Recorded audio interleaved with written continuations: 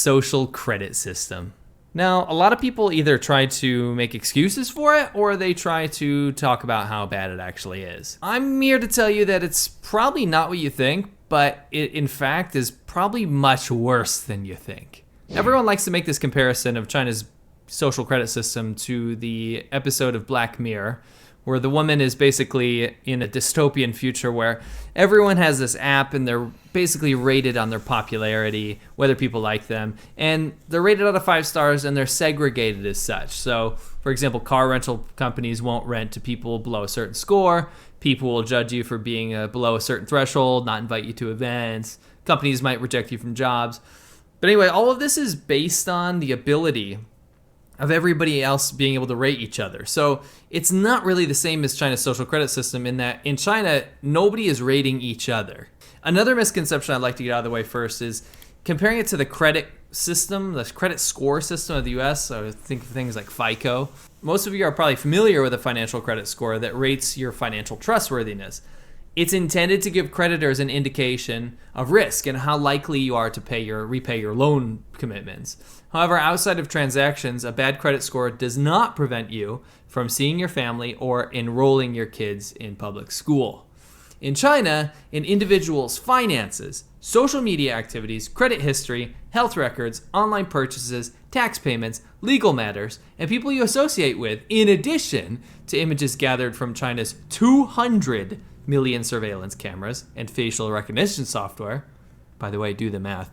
That is 1 surveillance camera for every 7 citizens. So what I want to talk to you today about is how actually your social credit score is rated, what it means for you, how you gain and lose points, and how the kind of tier system, the caste system that they've created actually affects people in China.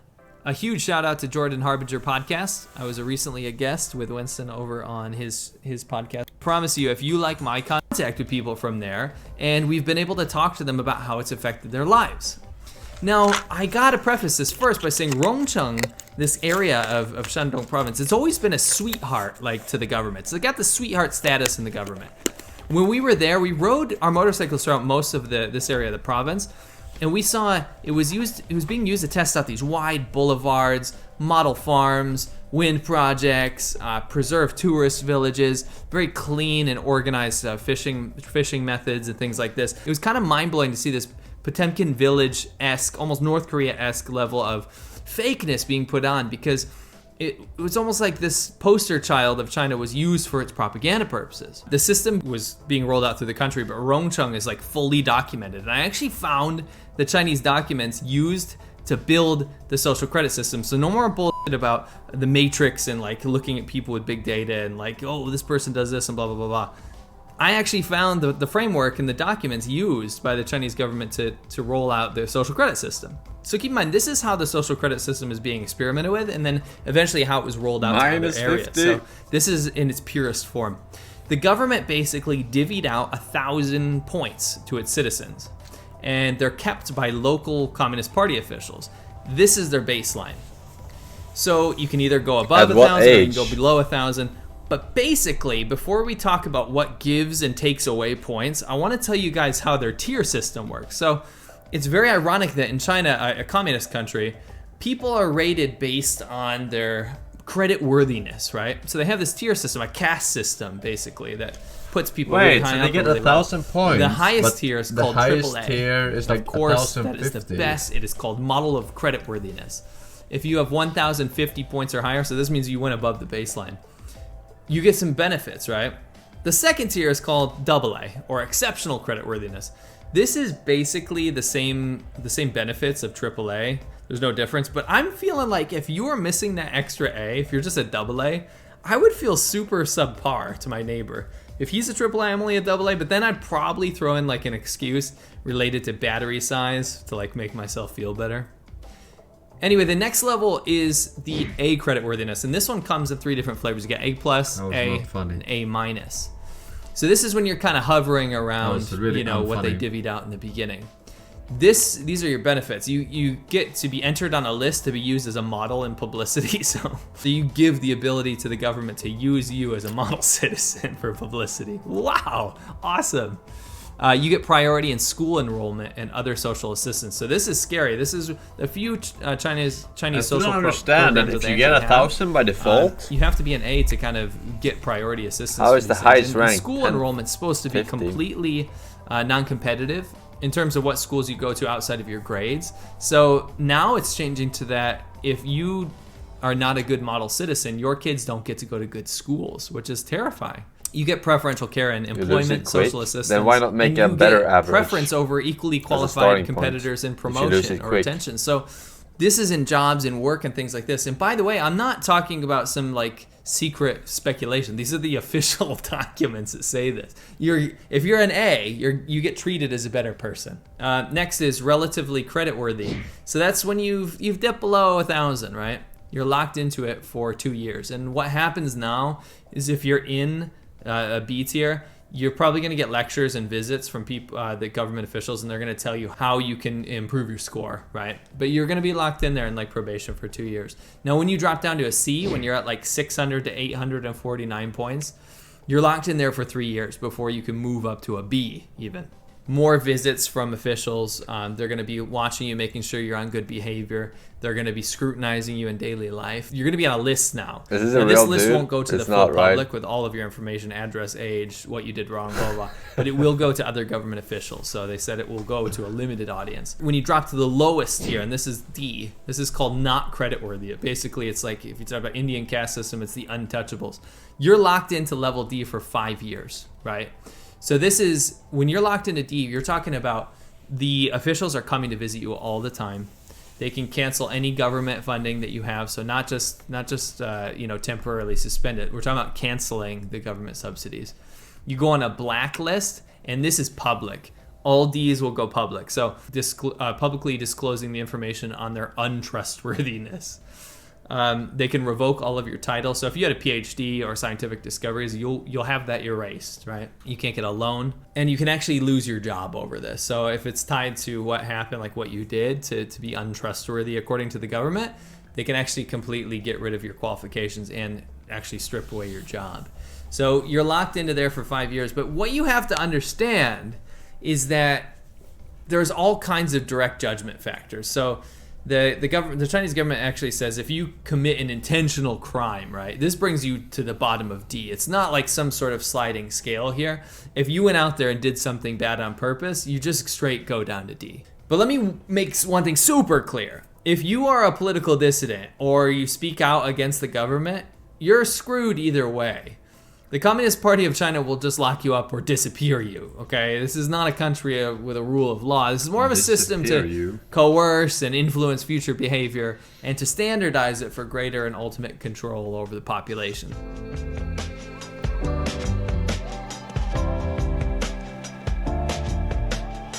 So, now that you know all these tiers, right, I actually wanted to break down and make it super easy on some of the ways you can gain or lose them. Now there's like 1,000 different ways you can gain or lose points, but I'll highlight some random ones. And what I want to do is take the average Joe, and I mean ZHO. Plus 100. I wonder what that was. We're gonna make two of them. We're gonna make Hao Joe, and we're gonna make Huai Joe. And Hao means good, and Huai means bad.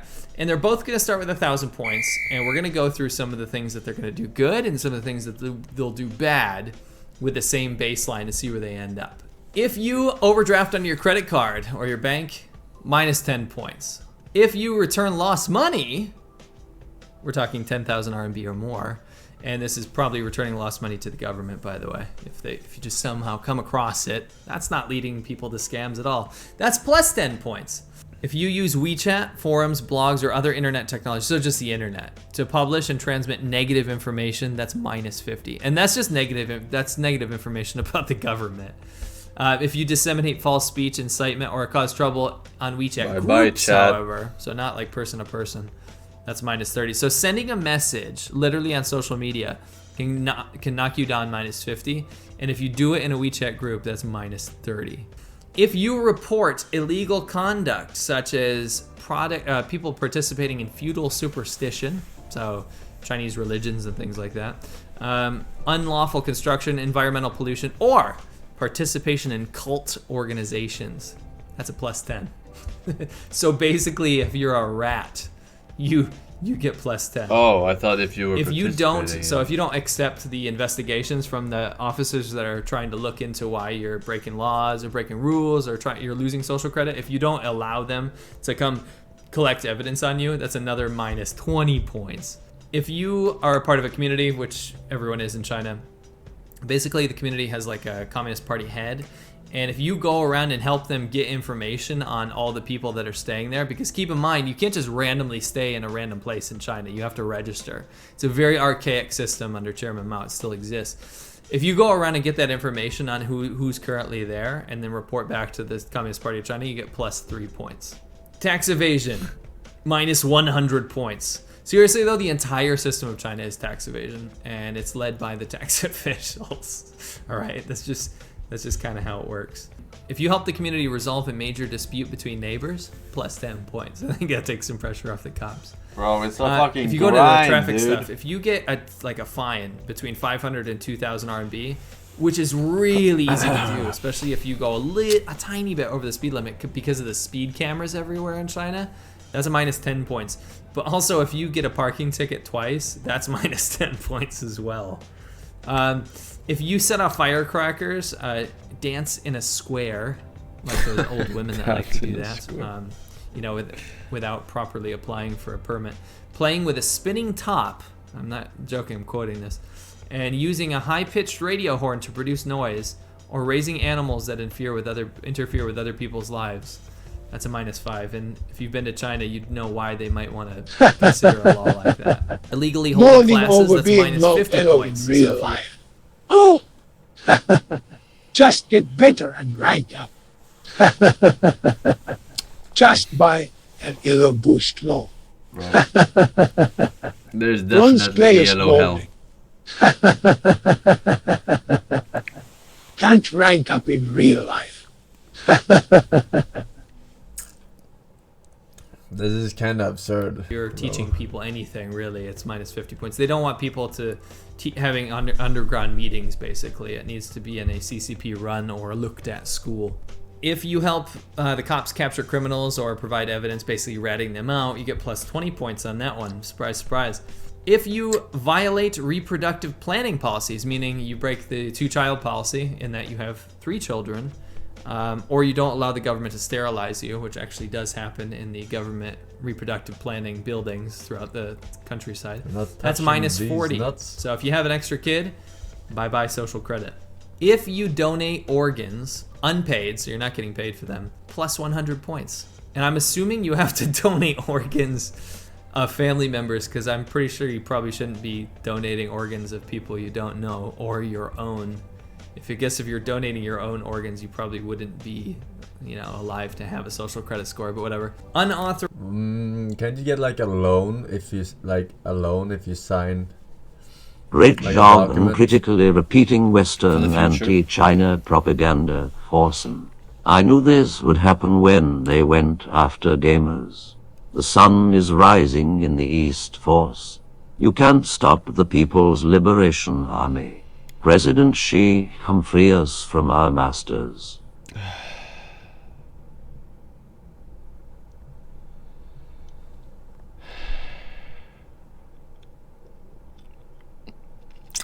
Yeah, I was wondering if they can get a loan. Like, that would be a good system. Like, oh, when I die, you can harvest all my organs, the ones that you cannot take when they're alive. And they get like whatever, social credit loan. Authorized When they're alive. renovation of houses, minus 5. But if you receive a national level reward, plus 100 points. So I wonder if my presidential PE award counts from gym class. If you make a tombstone that's too big, like it exceeds the area and height limits, minus 100 points. And that's crazy. No land is in short supply, but that's nuts.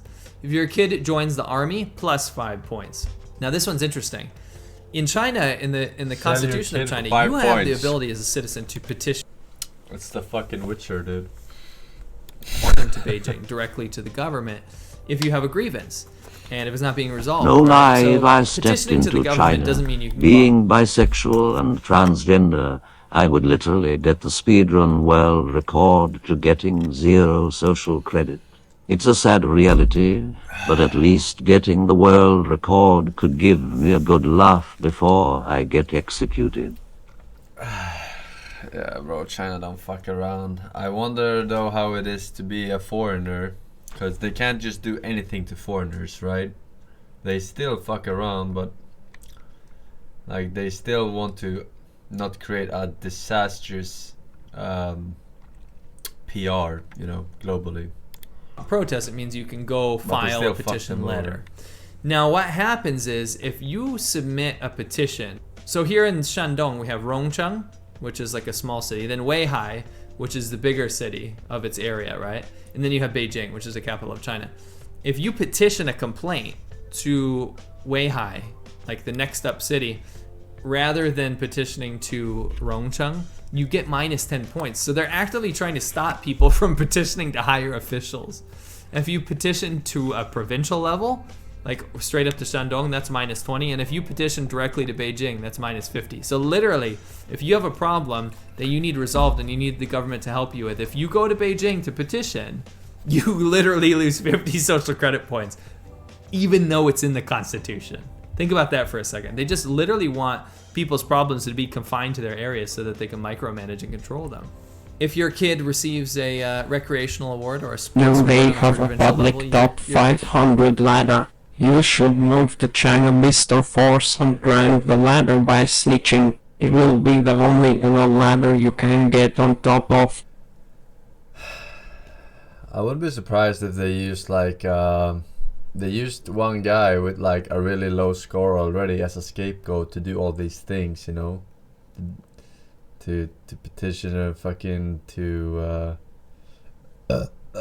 talk shit about the government. You're you gonna know, get a plus as a 20 credit, voice. social credit points. So you think about like Timmy. Like he's wins state already championships at 0. What are you gonna do? Minus 100? Like what? with his football I team. obviously kill him, your but, social credit I mean, you know, in points just general, went up. in terms Another of way to lose social points is if score. you get criticism. So there's this thing called self-criticism in China. If you work in the party or you work even in a company, if you do something wrong or the boss thinks you did something wrong, you have to do a self-criticism. And a self-criticism is where you have to make a statement or say in front of everybody like why you are wrong. If you're ordered to have one of those, that's -5. If they circulate it, if they actually put it in the newspaper and they'll be like, this so and so was bad because of this reason, if that happens in the city newspaper, -10. If it goes all the way up to Weihai, like the bigger city, if that gets circulated there, then that's -30. And I think you can see the trend here. This is kind of how Chinese media works, is there's stages. It goes super local, higher, higher, higher, higher. And the higher up you go, the worse it is for your social credit score. Now, if we look at these tallies here, you can kind of understand how this works nominally. So what it looks like to me is that the government really is using this social credit system as ultimate control. Almost like a Jason Bourne Minority Report system, that people will be too scared to do anything in the future. And they'll know what to avoid, because when I look at the crimes or the things that really take away points on the social credit system, they're things that are against the government. They're things that are speaking out against the government. They're things that are critical against the government. Less so things that actually should be changed within Chinese society. And that's kind of disappointing. The big focus here, are your kids being good? Are you being good? Are you being loyal to the government? And that's terrifying. I see a lot of dictators around the world, if they were to read in the framework of this, would be salivating over this.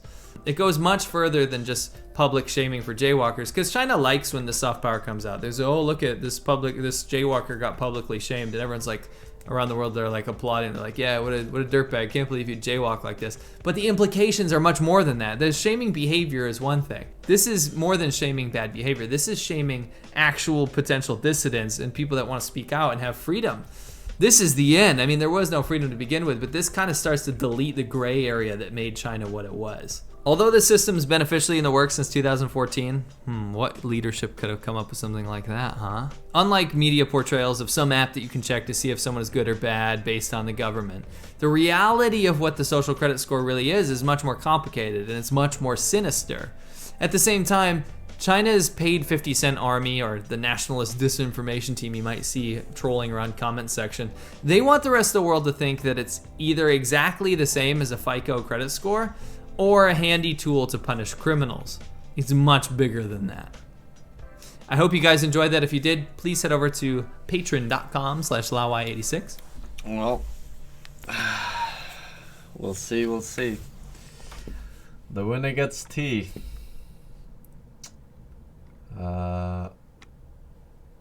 It's pretty absurd though. We're pretty lucky, I guess. Hager, thank you for the 3 years.